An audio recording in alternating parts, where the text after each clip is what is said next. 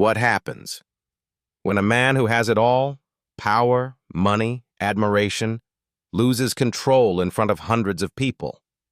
And what will change when, in the midst of that chaos, only one person chooses not to run away? All right, my dear audience, brace yourselves for a story that will leave you in awe. Take a moment to hit like and subscribe, but only if you truly resonate with what I'm sharing here, and drop a comment below to let me know where you're watching from and what time it is for you. It's always thrilling to see someone join us from all corners of the world. Lucas Steele was once a nameless child. No one waited for him after school. No one sang him to sleep on nights he curled up in pain. When his mother died in a house fire, Lucas was only 8 years old. With no relatives and nowhere to turn, he was sent to an orphanage in Cleveland. There he learned silence, not out of fear, but because he knew no one was listening. Every meal became a battle. Every night, a negotiation with the darkness. Yet from those ashes, Lucas carried something no one could ever take away: the determination never to be abandoned again. He did more than survive. He erupted. Armed with razor-sharp intellect and an indomitable will, Lucas built a tech startup that, within a decade, transformed into a $15 billion social media empire. People called him a genius, an icon, the embodiment of the American dream. Yet few realized his driving force was never money. It was a nameless emptiness he'd brought from the orphanage into the world, wrapped in expensive suits and confident speeches. That night, when he discovered the betrayal of the only friend he had ever trusted, Parker King, everything in Lucas collapsed. They had been co-founders. They had shared their first coffee in a freezing garage. Parker knew every word of that first business plan. He knew Lucas hated birthdays because they reminded him of his mother's death. And now, Parker had quietly sold shares to their rival, jeopardizing the very control they had built together. No warning, no explanation. Lucas sat alone in the grand dining hall of the resort. His phone slipped from his hand like a cold piece of metal. His face drained of color, his jaw clenched tight. His eyes, once as sharp as blades, blurred with disbelief. Not at the deal, but at the betrayal.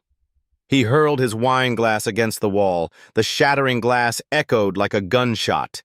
Diners leapt from their seats. Staff scattered in panic. The manager retreated. Footsteps fled like a stampede. And he, like that 8-year-old boy once more, was left amid the ruins. He did not shout again.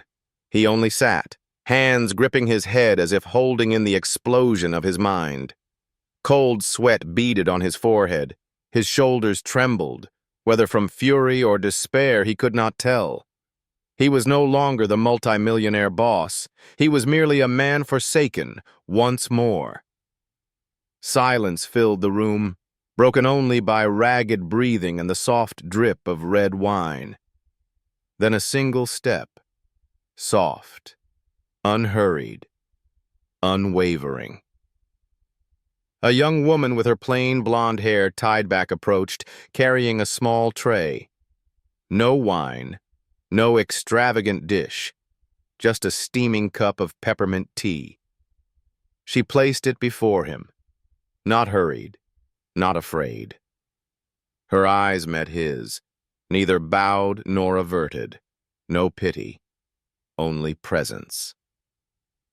Lucas looked up, his eyes rimmed red, not with anger but something stranger. He did not know why he did not shout her away. Perhaps because she had not fled. Perhaps because in her gaze there was no judgment, only a warmth quiet as the steam rising from that cup. She spoke but briefly, enough that her words did not drown in the silence. A storm only truly rages when no one stays behind. That was not comfort. It was a reminder. Not everyone abandons you. Sometimes what you need is not rescue, but someone who refuses to disappear when you break. Lucas said nothing. He stared at the tea a long moment. Then he leaned forward, lifted the cup, his hands still trembling. The warmth seeped into his palms, as though awakening a part of him long asleep. He took a sip. The cool mint trailed down his throat, measured, unhurried, much like the woman herself. And in that silent instant, among shards of glass and fragments of trust, he realized something was beginning. Not the rebuilding of his company, but the rebuilding of himself. Natalie did not grow up with birthday parties, complete with cake and candles. Her childhood lacked the comfort of peaceful dinners or the soft lullabies that soothe a child's worries away. She was raised amid shouting matches and terrified silences within a specialized care facility for emotionally challenged children in Massachusetts. There, no child screamed to demand affection. They learned to be silent, to curl inward whenever another's rage descended like a storm, obliterating any sense of safety.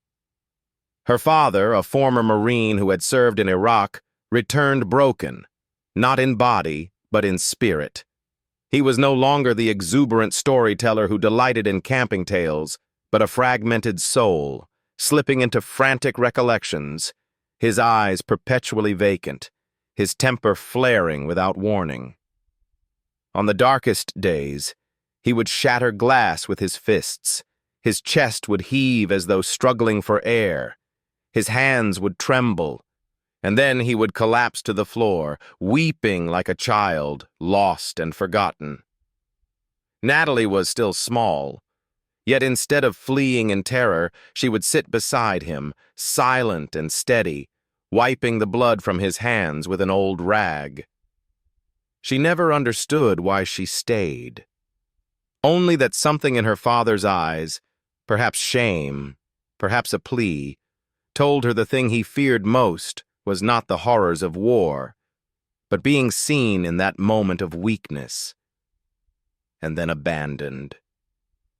Once, on a long afternoon when he curled into a corner, arms wrapped around his head as though to hold himself together, she had asked, "Daddy, are you afraid I'll leave you?" He lifted his head. His eyes were red. His lips trembled, forming words that never emerged. The next day, he cried, not in anger, not in rebellion, but with tears that flowed freely as he held her close, as though realizing for the very first time that he was not forgotten. From that moment on, Natalie understood that presence could save a person, not advice, not pity. Simply the act of staying, even if it meant sitting in silence. She carried that lesson into her life, not as a lofty philosophy, but as a reflex. When people grew angry, when someone cracked under pressure, Natalie did not step back. She did not attempt to fix them. She merely remained. That same conviction brought her to Lucas, the man whose wrath had sent every server fleeing from the opulent dining room like a delayed explosion. When he looked at her, his voice still edged with the breath of fury and self-defense, and asked, "You're not afraid of me?" She did not hesitate. Her answer came from the deepest part of her being, uncalculating, unguarded. She simply met his gaze, unbowed, unjudging, and said, "I know that storm is not who you are." There was no tremor, no hint of artifice. Her words, brief, quiet, pierced the armor Lucas had worn for years to shield himself from feeling vulnerable. He was accustomed to wary glances, to fear-driven silence, to the hush that settled whenever he entered a room. But Natalie's gaze was different. In it, he saw courage, not the loud, brash kind, but a steadfast bravery that commanded him to pause. Lucas said nothing more. Yet something inside him shifted. as though a thick stone wall had cracked in a single, imperceptible line. Perhaps it was those eyes, or perhaps it was the mere fact she had not turned away. And for a man who had long since learned what it felt like to be abandoned in moments of weakness, that was impossible to ignore. Natalie did not stay for acknowledgement. She had no expectation of gratitude. She remained because she could not turn her back on someone who was drowning. Not because she believed she could save him, but because if no one stayed, he would vanish, just as her father had nearly disappeared, and just as so many children in that orphanage had been lost to the isolation of their own solitude. She did not need to speak at length. One sentence sufficed. One look. One steadfast presence. And to Lucas, who was accustomed to power and to being feared, that was a novel experience, strange to the point of the undeniable. Perhaps it was the beginning, not of trust, but of a fissure, a small crack through which for the first time a sliver of light might enter. 1 week after that night of chaos, when all echoes in the grand dining room had become shattered memories, Lucas appeared in the staff area where Natalie was changing out of her long shift uniform. He hadn't sent an invitation. He hadn't summoned his secretary. No lawyers, no intermediaries in tow. Just a man in a dark suit, standing before the cold metal door, bearing a motive no one could guess. She was taken aback. Not terrified, but frozen for a few seconds as she recognized him. Emotion welled in her eyes, not because of his status, but because of the memory of a night everyone wanted to forget. Except her.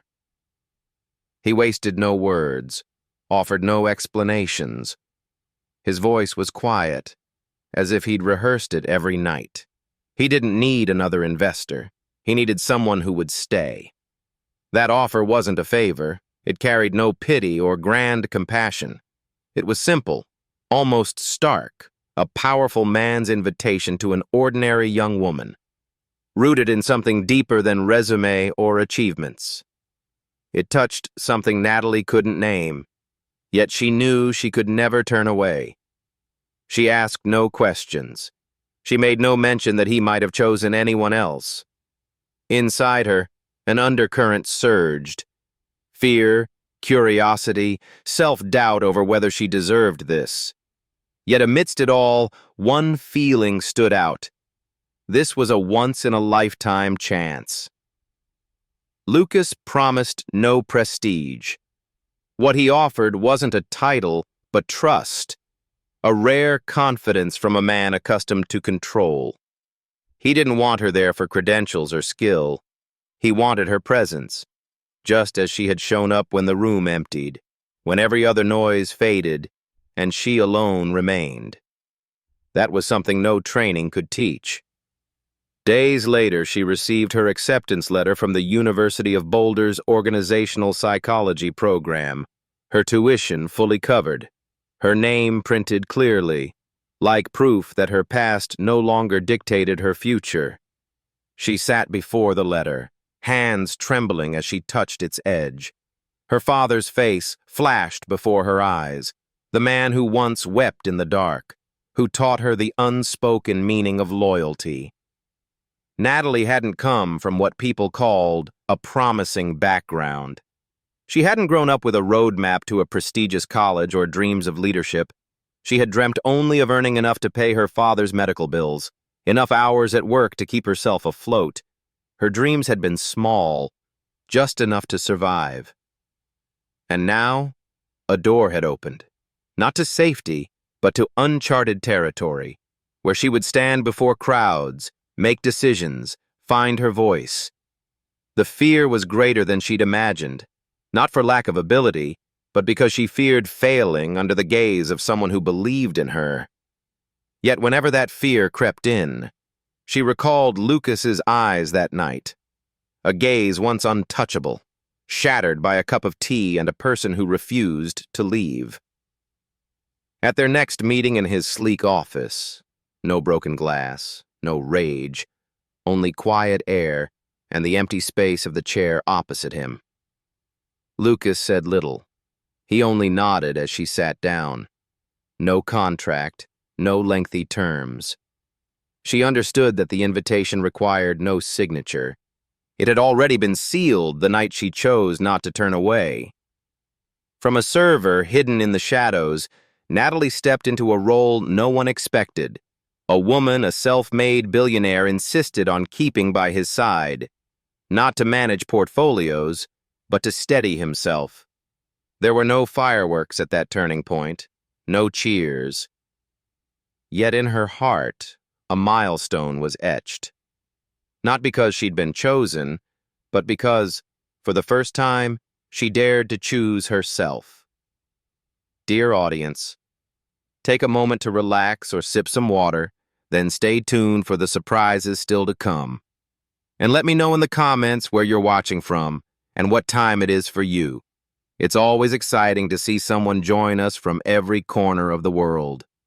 Comment 1 if you enjoyed this story so we can bring you many more. The cafe hid at the end of a quiet street. No one noticed when Lucas Steele, the man once dubbed the steel mind of the tech world, slipped inside, pulled out a chair, and waited. Before him sat a simple cream-colored mug, unremarkable, like the person he was about to meet. Natalie arrived minutes later, her steps slow, her face unadorned, her gaze retaining that familiar calm. She sat down, not timidly, yet not with overconfidence, just a presence so steady it felt almost uncanny. Lucas spoke first. No speech prepared, no masks donned. He simply told his story. He spoke of the orphanage on Cleveland's outskirts, of long nights curled in the corner of his bed, ears blocked against the screams of other children, and a cold that no blanket could chase away. He spoke of his mother, the only woman who ever held him with tenderness, who died in a forest fire when he was 8.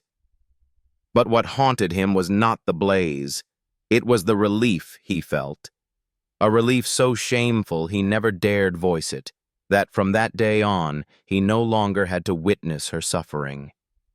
He paused, his eyes drifting beyond the rim of his coffee, as though each word had resurrected a dark chamber in his memory.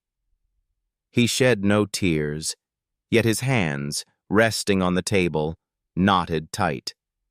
Natalie listened. She did not interrupt. She did not try to fill the silence. She simply leaned forward, close enough to show she was fully present, not out of curiosity, nor obligation, but because she understood that feeling. A relief cloaked in guilt. A relief that makes one despise oneself, then wonder why one is not worthy of pure love. Then it was her turn to speak. Her voice low and steady, no tremor, though she clearly fought to keep it unwavering.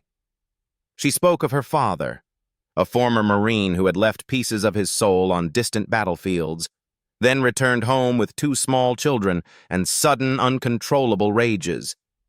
She recalled his angry outbursts, the furniture shattered, the house swallowed by his storms.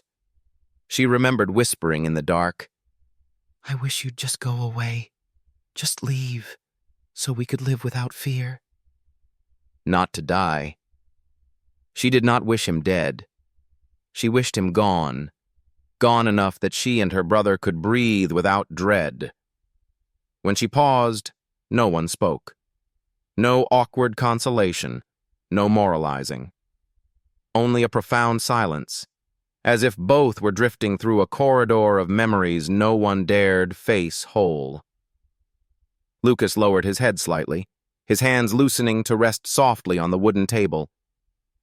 Natalie placed her hand near his, unpressed, just close enough to create a bridge between 2 worlds that seemed unrelated. Not the touch of lovers, but the connection of souls once shattered. In that moment, nothing happened. Yet everything changed. The sensation of being seen without judgment, of confessing one's darkest shame without being shunned, of two people from separate realms reflecting each other like mirrors and finding themselves in the other's eyes. Lucas exhaled softly, a sigh held back for years. In his gaze, something shifted, not erased, but moved, like a stone in his chest nudged just enough to crack. Not melted, but fractured. Natalie remained silent. She knew that for a man like him, empathy needed no words. It needed someone brave enough to stay in the quiet. And so they sat. No clocks checked, no agendas plotted, no business discussed. Just two people, each bearing scars thought irreparable, finding a way to breathe again in a world too loud to hear itself. When Lucas decided to enter therapy, no one believed he was serious. For years, he had been the first to criticize anyone who showed fatigue, the man who saw emotion as a dangerous distraction in the business world. But this time, it wasn't because of outside pressure. It was because of a quiet evening in a small cafe when he told his own story and heard his past reflected back in a different voice, Natalie's voice. A voice without judgment, without fear. The process didn't begin with medication or advice. It began with acknowledgement, that wounds don't vanish simply because we ignore them, that some scars must be named before they can stand a chance to heal. Lucas, for the first time in his life, learned to sit with himself without wanting to flee. From that personal shift, he began to think about those who worked for him. How many of them masked exhaustion daily to maintain a professional image? How many shed silent tears for fear of appearing weak? How many were like him, convinced they were never allowed to break? He founded Steel Care. Not a branding campaign, not a superficial charity, rather, a small ecosystem, a true safe space, where those under his leadership could speak of their fatigue, their stress, their depression without fear of losing their jobs or their dignity. And the first person he invited to coordinate this initiative was not a celebrated psychologist, nor a top communications expert. It was Natalie, the girl who once carried food trays, the girl who quietly placed a cup of tea in his hand at the moment he lost control. She held no Ivy League degree, yet she possessed something no one else in that system did, an unjudging presence, a steadfast courage that needed no applause.